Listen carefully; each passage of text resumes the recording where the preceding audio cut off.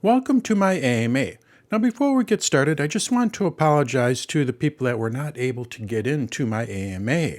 I had quite a few people that emailed me and said that the password was wrong or they didn't have the password. Well, I recently changed my Zoom account and I'm going to assume that that had something to do with it.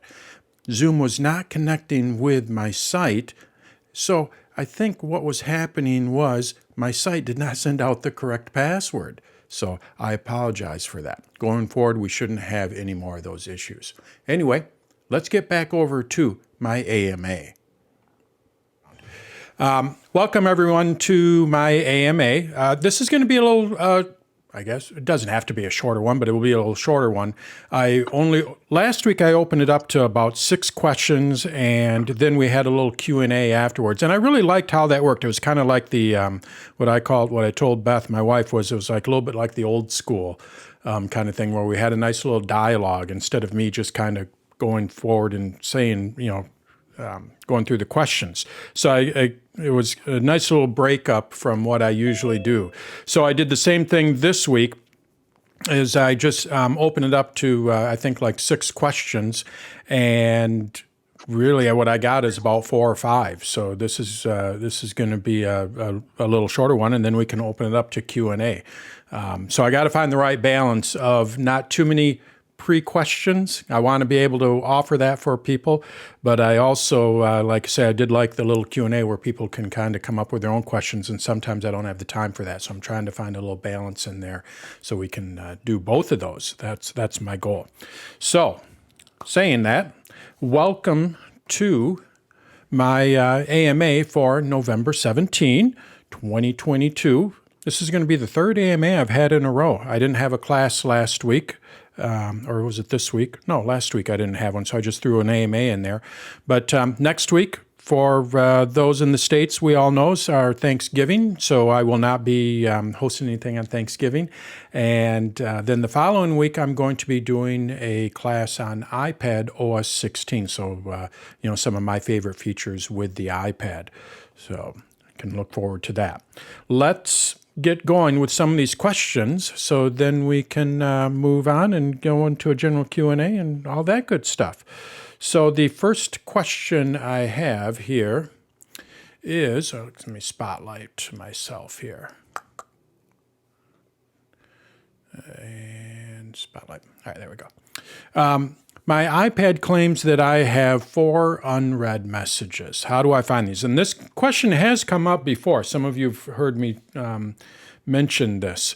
And basically, and I've seen this. So this is, I know exactly what Linda is talking about. And with the iPad, basically, now I'm using iPad OS 16. And I'm pretty sure you can do this on iPad OS 15. So if you're using an older iPad OS version, you should be able to do this. But I want to say that for the most part, everything that I'm going to be showing you here is going to be on iPad OS 16. Generally speaking, when the iPhone and the iPad come out, everyone just in the first month or two, pretty much everyone upgrades. So a lot of time, this just makes it kind of easy. On the Mac, it's a different story because we all have our older Macs, including me. I have one that's running Mojave in the kitchen there. So with the iPad, if you have a little blue bubble on the messages and you go and open up your messages and you can't find out where. Oops, let's go back over here. Looks like I might have covered this last week. So one of the, you could have a long list of messages here, which these are all called conversations. So you could have a long list of conversations here. And, if one of them has the blue dot, we know that it has an unread message. And you're going to see down here, we should have the blue dot there. It's not working. Oh, let's try it again. This marks it as unread. So now, or red dot, sorry, it's a red dot. So what Linda's asking is she can't find out where that blue dot is here. She has a long list and she can't find where that blue dot is. So how do you find those unread messages? And funny story is I just had this with my wife. My wife I think it was my wife, somebody I know just ran into this same exact thing. And essentially all you have to do is just go over to the sidebar in the upper left-hand corner here. And this opens up the sidebar. I'm going to mute everyone. And everyone kind of knows how, my regulars know how it works. If you're new to this, I run a pretty free-form kind of Q&A, so you can just unmute yourself if you have a question. Just go ahead and interrupt me, or wait till I have a little break there and interrupt me. But I'm just going to unmute I'm going to mute everyone here. And did it go? Let's try it again. Mute all. All right, there we go. Okay, so essentially when you go over to your iPad and you look at the sidebar here, so the messages now is divided into 3 panels. This far left one here, you're going to see unread messages. And all you have to do is just tap on this. And no matter where those messages are in your conversations, those unread messages, what this is going to show you is only those conversations that are unread. So now what you're able to do is easily see which conversations are unread, and you can go and tap on it to read it, and then now it is marked as read, and it will no longer be listed in here once I switch it to a different filter. So basically you just have to go over to this messages here, and that's just in the sidebar, and you'll be able to find all of your unread messages. You can do the same thing on the iPhone. And if you're using macOS Ventura, I believe they just added it to macOS Ventura. You can do the same thing with macOS Ventura. But if you're using iCloud syncing, all of this will just kind of sync together. And if you mark it unread on the iPad, it'll mark it unread on all of your other devices as well. So hopefully that will help with that question there. All right. Next question. When I'm about to forward an email, I get the question, do you want to download the rest of the message first? What does this mean? So basically what's happening here is when you forward a message, it has, and you get this message here, it means that there is an attachment in that message. So what you can do when you forward it on to someone else, what Mail is asking you is, do you want me to download the rest of this attachment? It's quite large, so by default, a lot of times if it's a larger message, it's not going to download it to your Mail app. So then what it has to do is it has to download it, so then it can forward that attachment on to someone else. So basically what's happening is the Mail app is forwarding that attachment onto someone else, but before it can forward it on, what it is doing is it needs to download it. So that's typically what is happening. In order to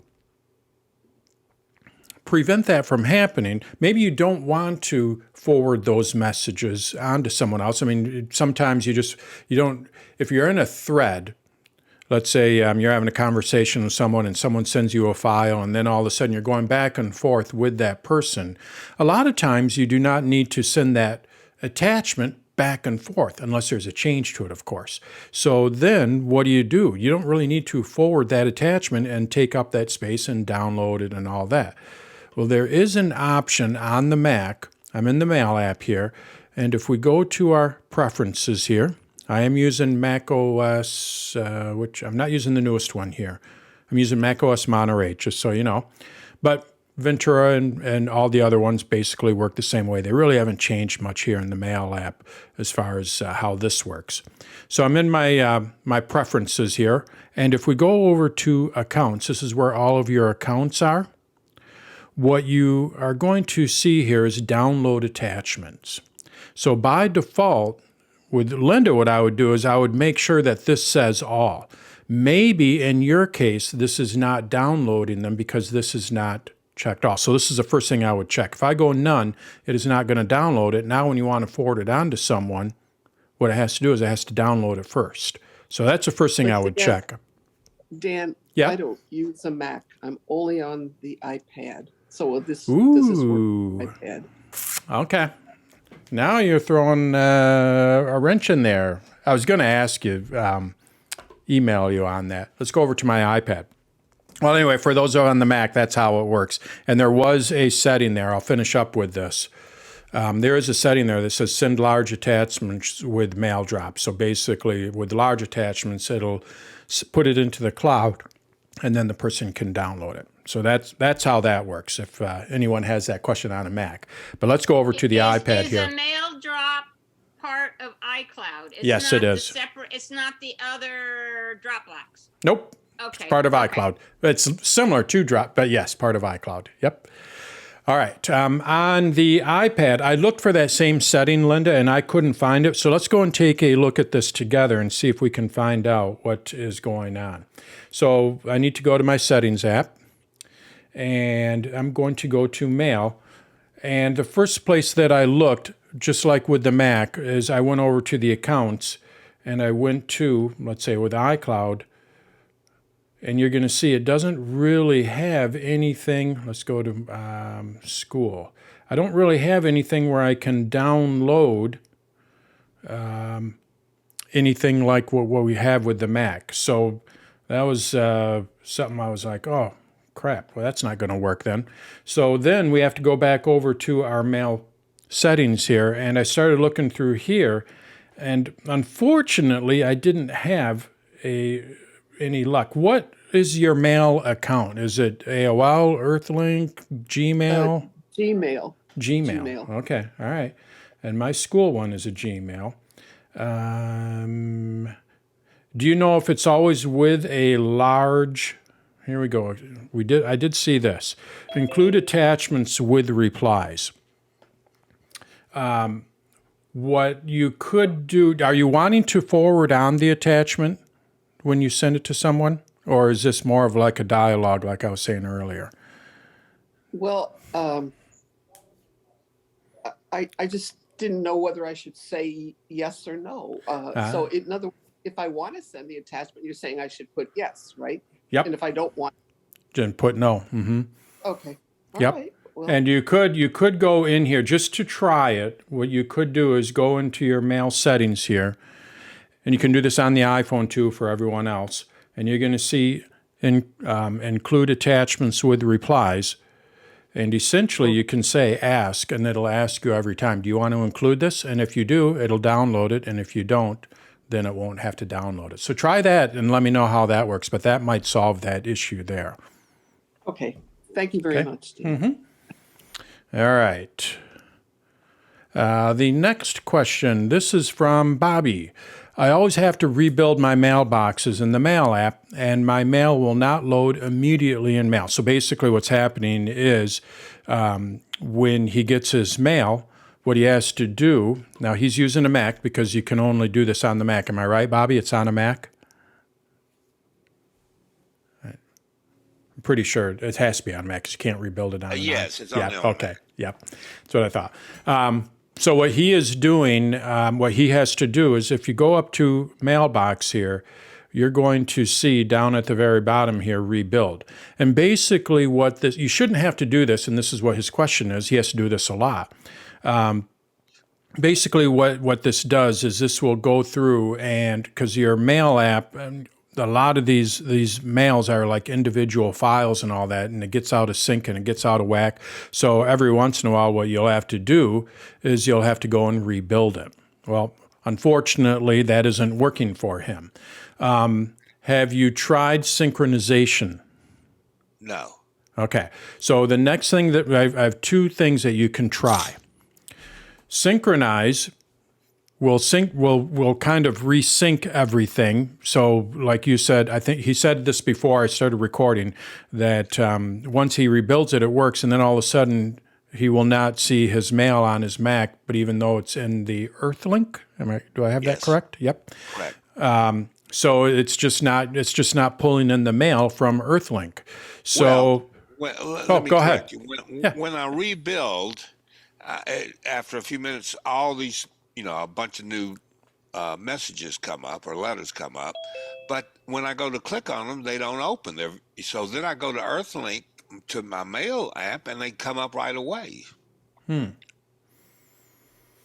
So it's, I mean, when I do the rebuild, it takes a few 30 seconds, 15 seconds, maybe 10 or 15 emails come up. And then when I click on those emails, they don't open. And then I go to Earthlink, my mail app, Earthlink, and the same messages are there, and they open up right away. It's crazy.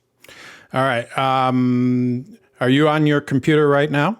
Yes.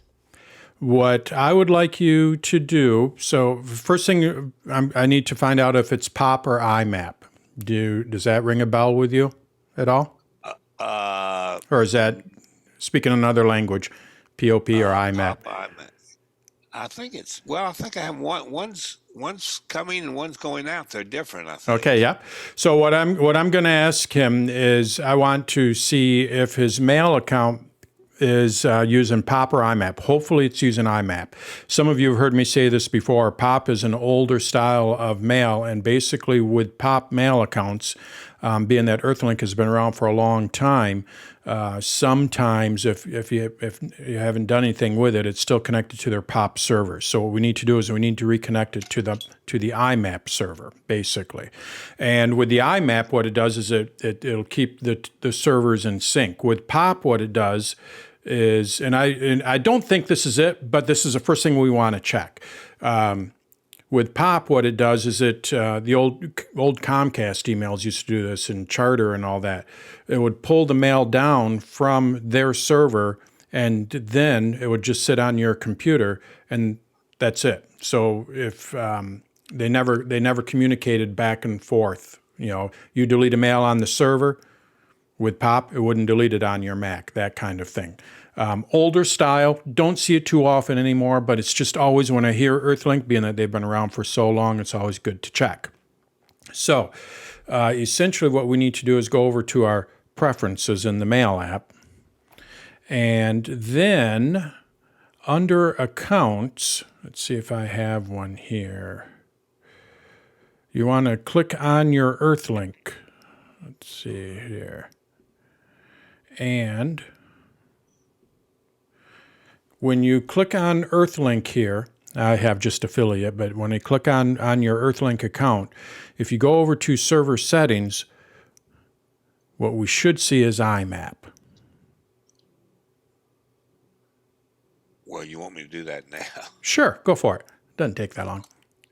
Okay, hold on. Let's see. Because this will determine what my next suggestion is for you. Mail accounts. Yeah, and then go to Earthlink. Earthlink. And then go to server settings. Let's see. Mail. Well, I don't see server settings. I just see mail and then description, name, password used with check mail, check notes. Advanced, should I go to advanced? Okay, so that's using IMAP then, if that's good. We're good. Okay. That's not using the older style. Okay, so here's my next suggestion. Being that it's using IMAP, everything's on the server, and all you really need to do, this is what I would do, is I would just delete that account and then add it back in by going to the plus here and selecting other and follow the instructions. Okay. That's basically just start over. And the reason why I wanted to check to make sure that you're not using POP is because you're basically going to delete it from your computer. But being that it's using, it's just going to all come down and it's going to start fresh. So. Okay. But when I go to Earthlink, it's there. Right. Yep. So we're just reestablishing that connection with the Mac. So that's what I would do next. Okay, hopefully that will take care of that. All right. He has one more question here. He cannot find the Airplay icon on his MacBook Pro. Which operating system are you using? Let's see. I'm using. Is it Ventura or 12.6.1? I can't use Ventura. I don't think this is an old 1215 MacBook Pro, and I think that's the reason I can't get the the icon. I think I have to get a new laptop as well, besides the TV. So you're using version 12 point something then. 12.6.1, the latest. All right. Wow. You're using one later than I am. Apparently, I didn't realize there was an update. All right. So with that, you should see the Airplay through the control center. So you're going up to the control center, and if you go to screen mirroring, Wait a minute. Hold on. Go to. so this is where they moved it, control center. That's in preferences. Nope, it's up in the top of the menu, up Oh, in I the see. menu bar. Yeah. And then you're going to see screen mirroring. Yes, and I don't. And then you're Okay. going to see your different devices. I can mirror to my iPad Pro, which is around here somewhere apparently, and I can mirror to my living room. Well, I can't marry to anything because it marries it. All I have is like the color profile. I don't get anything that I can mirror to on my displays. And the reason is, I'm pretty sure the reason is this MacBook Pro is too old for that. Because I talked to Apple about it, and I think It could be. Here's the other place where you can check is if you go to your system preferences, yeah. and then you go over to displays, and something does have to be around that it can mirror to. So I have two devices that my computer can mirror to, and they're going to show up right up under here.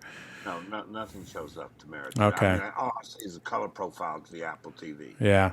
Then if Apple's telling you that, I would go with what they told you. It seems kind of odd, but there's really no switch to turn it on or off or anything like that. So. Well, I mean, when I had Apple TV 2, before I upgraded my Apple TV, I could play to my TV from my laptop, you know. Mm-hmm. But I can't do that anymore because I've upgraded Apple TV 4 and you know, and this it won't go. And they're all I'm going to ask a silly question. They're all on the same network, right? Yes. Okay. All right. I have two networks. I have Noteboom network and I have a Wasinks network. And if they are not on the same network, they do not see each other, and I can't mirror. So sometimes, okay, good. That's why I say it's a silly question, but it's also like it can cause problems if you don't really realize it. So Right. yeah. All right. I told you I don't have a whole lot of questions. I'm going to start out with something that I learned last week, and I've been battling with this for a while. So let me Q&A. So last week I tried to demo some stuff, or actually I dare say for the last few weeks, and my screen was blurry on my Mac, probably longer than that. And then all of a sudden it would be clear, and then it wouldn't. We've all seen, people that have been on my things have seen that. And then also what I was battling is my syncing was off with my lips and the camera, like off a lot. And when I would go to my video editing, all of a sudden I'm talking like 2 seconds behind, and I could not figure out. The only thing I saw was that I upgraded to Ventura, and I thought, God, this thing can't be really messing this up that bad. That does not sound very Apple-like kind of thing. So I didn't know where to. I'm downloading software and deleting stuff from my computer, and then all of a sudden back on, kind of like this, like I say with the network thing, I went to my computer, my main computer, and I'm going to show you where it is on my little Mac here. But if you're using macOS Ventura, what you can do is you can apply. So what I'm going to do is I'm going to open up FaceTime here. So you can use your iPhone as a webcam. So let's go and open up FaceTime. And you can do this with Zoom or whatever. I'm just going to use FaceTime on here. So by default, it's picking up the camera on my laptop here. But what I can do is I can say, as long as they're on the same network, it should. Where is my camera? Anyway, now it's not going to do it because I want to show you, of course. But what you can do is you can go up to video here. I might have turned it off because I was having problems with it, with all of my stuff. You can go up to video here, and then you can tell it to use a continuity camera. And then what it'll do is it will use the iPhone as your webcam.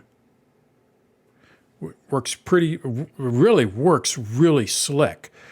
You can even go as far as, when you do that, you go over to the control center, you're going to see video effects here. I can go and tell it to use portrait mode on my camera.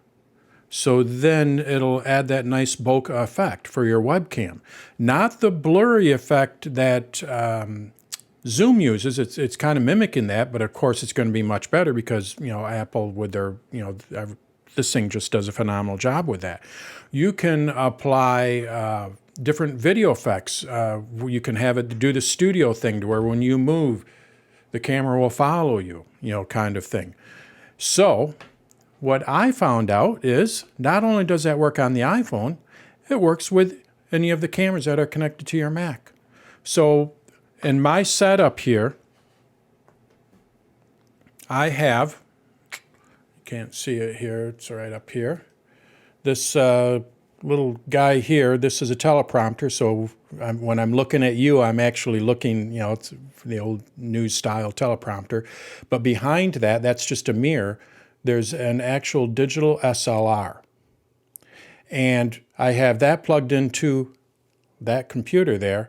And then what was happening is macOS Ventura was applying all these different effects to it. It was putting putting it into portrait mode. It was putting that camera into portrait mode.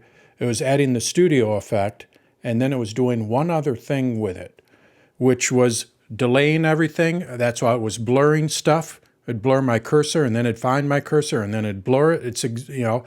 And once I discovered that, everything just kind of fell in place, and everything just works. So, point to that story is, even the most simple things, like what like I mentioned earlier, it just can mess up everything. And I don't remember turning that on, but I must have turned it on at some point and forgot that I turned it on, or I didn't. Maybe I turned it on for my iPhone, and then it went and turned it on for my digital SLR and all that. So, when you upgrade to a Mac and start using those new features, be careful. Mm-hmm. Kudos to figuring that out, though. Yeah. Well, it took, I said to Beth, I'm like, this was just last night. I'm like, so some of you know I host the Naples weekly meetings that they have, Naples Mac user group, and my voice was so far off. This is what I was doing. So now we're going to, so you couldn't see my lips, a little old trick there, so I could keep them in sync. But last night I figured it out, and I'm just like, oh my God, I can start. I haven't recorded anything because it's just been I have to go into Final. It's just been a pain in the butt. So backstory, as some of you know, when I got this whole setup here, I went through several months of trying to figure out how all this works, and essentially I had a lot of synchronization issues, and I thought, oh no, now I'm going to have to go and figure all that out again. But it was just something that Ventura turned on for FaceTime, which is a really cool feature, but just don't use it in a professional environment. Speaking of Ventura, I mean, I can't. What's the difference between Monterey and Ventura? Ventura is like the latest OS system for Mac. Yeah, I can't get that on. You're not missing much, and I would dare say that my heart goes to Mac OS Mojave. That was just a solid OS, and not saying that Mac OS Monterey. They are so basically with Ventura, what they did is you no longer have the system preferences. What you have are system settings, just like on the Mac and iPad. So they're starting to bring the two operating systems I guess you could say together or similar. So, when you go here and you have your system preference panes, what you have is a list, like what you do in the on the iPad and iPhone. You also have Stage Manager with this, which is a really cool window management system. I use it probably half the time. I mentioned this earlier before I started recording. I use it about half the time. And I really do like it because I will have, if you look at my Mac right now, and I have everything shut down so I don't run into problems, but you're going to see I have, a lot of windows there that are open, and that's nothing compared to what I usually have. So Stage Manager is really, really nice. But outside of that, they've added some new features in Mail and reminders and all that, but they made them on par with the iPad and the iPhone too. So they all kind of share the same feature set, I dare say. Okay, another question Dan? is, Sorry, Dan. Yeah. Sorry. how do you download? Where do you get this transcript for this meeting? How do you get that? I add it to the video. I do not put it on the site because it's just so long. What I should do is look into where you could download it. I do. I'll look into that. There's got to be a way that you can do that. Yeah, go ahead. The other Bob. Yeah, two things quickly. Did I see that you went up to the top menu there to the right and you chose the control panel to open it up? On the right-hand side, I saw you go over there and then is that by default? I don't think I've got that on my Mac. The control panel? Yeah, well, I have a control panel, but I don't access it through an easy button like that. It should be. Let's take a look at that. System preferences. They added this dock and menu bar, so what we can control in here is our. Are you using Monterey or Mojave No, or I'm the next one up from that. Ventura? Between that, isn't there one in between? Okay. No, I'm on Monterey. I'm Monterey. Okay, That's all right. So the control center, so if we scroll at the dock menu bar here for everyone, what this does is this lets us decide what we want to have in our dock and menu bar, of course. This was added I think it was added with Monterey.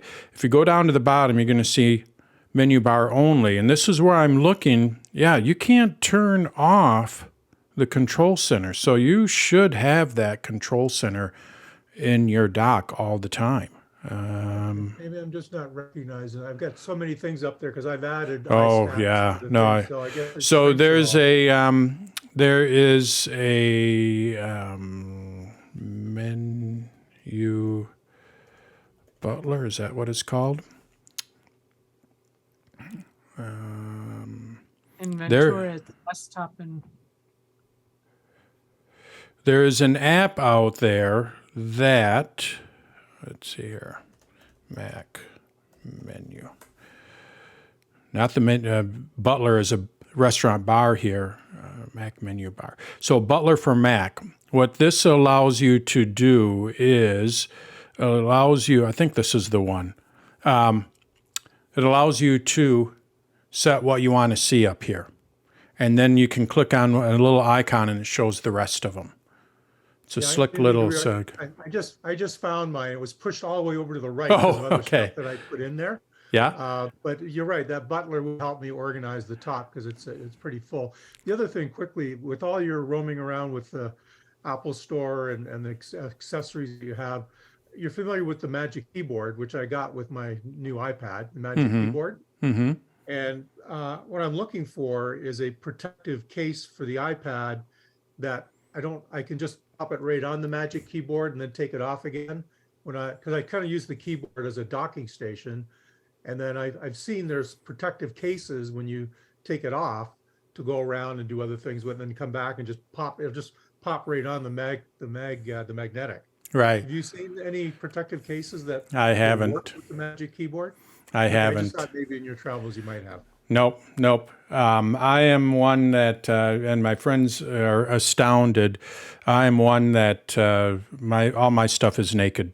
I don't put cases on anything. I mean, I do have a smart keyboard, like you said, but outside of That's a that, good clickbait name for one of your tutorials. yeah. They're like, how do you do that? And Beth too, my wife. My brother is the same way. We have no cases, no, but generally speaking, we don't. Or all I can say, I don't have a problem. I don't drop them. But I know, Not- everyone's not a little even different. Apple Care even? Not even No. Apple Care for them? No. Wow. Boy, live dangerously. I did the math, and I don't really have a problem, and I would have paid far more than I'm due, but we'll see. So yeah. Any other questions? I do have something I want to show you in a little bit, but any other questions that anyone have? I have a question. Go for it. On my Mac Mini, I keep getting a notification that I need to agree to the terms and whatever, the things that nobody ever reads. Mm-hmm. I agree to it, and then it kind of blips and then comes back and says, "Oh, you need to agree to this." Okay, I agree. And then comes back and says, "Oh, you need to agree to this. Otherwise, you'll lose access to iCloud." Oh, okay. And I've done this 15 times. I restarted. I've updated everything that I can. One of us is crazy. Is it the Mac Mini or is it me? Probably the Mac Mini. What I would do is sign out of iCloud and then sign back in. Okay. That's Reset. Yep. That's the beauty of being in iCloud is everything's in iCloud, so you're not going to necessarily lose anything. And just sign out and then sign back in. Okay. Thank you. Yep. Speaking of iCloud, have you seen the new web iCloud? They just released I it. haven't. No. Did they release it? I have not Yep, seen. it's on there. Yep. Wow. Do you like Pretty it? much all graphics. Do you? It's so what he's talking about. Let's go over here, and I'll spotlight myself again. I'm going to sign in. We're going to see. Let's see here. Come on, you can do it. There we go. All right, so let's go to iCloud. So they're redoing what iCloud looks like, or they redid it. So I want to sign in. I heard they made the change yesterday. Did they? Yeah. Let's see what it It's been looks in like. beta for quite a while. Oh. Well, that looks pretty sharp. They got rid of those simple little circles banner. Right. And you have them up here, and you have them up here in the menu bar. And what's the little plus for? Create an, so you don't have to be in. So if I wanted to create a new note, I can just go right up here to create a new note. So that's nice. Yeah. And if I wanted They to go said to anything, all of the apps have been revised too on their apps. right. Let's go into my notes. Yeah, it looks like the notes on the iPad, doesn't it? Yep. Making it look like the iPad and iPhone. Right. Very nice. I like that. I saw that it was in beta. I just never played around with it. I hardly go into iCloud, but this is kind of nice, and I really should because it's a nice alternative. I mean, I personally think it's a much better alternative than Google Docs. I don't know if anybody's ever played around with their sheets or their presentation. What is it? Slides is. It's horrible. And now with that makes it really look nice. So cool. I didn't see that they did that. Well, and I haven't done a lot in iCloud because it hasn't really been usable. That makes it usable. Right. All right. God, this is really short. So sorry about that. I'll open up a few more questions next time. I did not. Did but- you answer my question, Dan, by chance? What's It's me, that? Joe. Did you answer my question by chance? Which was your question? The one about the email and going into the spam and how to avoid that. And, Oh, George, I did that. I'm sorry. That's all right. Yeah, thank you. Last week I did, and so if you watch the replay of it on there, it is in there, and I believe I put chapter markers in there. But basically, there's not a. I went into a little bit more detail, but there's not a definitive way to do it. Like you want to have an email 100% make sure that it doesn't go into spam, right? Exactly. You could add it to the address book. I'll recap, but you probably know that. I'm sure you know that. You could create rules, but outside of that, you train it by putting it into the inbox. But is it always from a specific person, or do you just find it random? It's random. And I was just like, okay. I didn't create a rule, I guess. I'm just like, this. And I would create the rule in the cloud if you can, so then it will apply to all of your devices. I talked to my brother about this as well, and he said the same. He runs into just like what you do. I couldn't, unfortunately, I couldn't find a definitive answer. Oh, okay. So sorry about that. Okay, I do have another one. Let's see if I can stomp everybody. All right, go for it. Yesterday, I was sitting up here looking at my watch, and I have my calendar items actually on my watch, and I was like, it's 6 o'clock in the evening. Why does it tell me about my 1:30 appointment? And I was like, why is that still on there? And why is my next calendar item not on there, showing up? You know how it shows you the next? Yeah. And I was like, okay. I was like, So what was it? He didn't change the time that he was in Hawaii to his current. No, actually, I didn't go to Hawaii. And that's a very valid point. I never had this problem until after I went on vacation, but I went to Pigeon Forge, Tennessee. But that's a very valid point. I never had. Well, you said about 6 hours, so I figured you were East Coast. So I figured, you're okay, right. That's a very that's valid point. I Hawaii. didn't think about that. I didn't. Here's- No wild guess. Here's an interesting little tip I found out, and I want to record a lesson on it. It's not. I'm going to call it one of these It's not a feature per se, but it is. It can be. Your Apple Watch can tell you when you switch time zones. It'll give you a notification. I discovered this when we just went to Florida a couple weeks ago, and we drive through a couple different time zones. Even though Florida's on Eastern, but as we go down, as George mentioned, like you go to Pigeon Forge or you go, Kentucky or Tennessee and all that, it does switch an hour. So I'm just driving, and all of a sudden my watch said, "You are now in something time zone."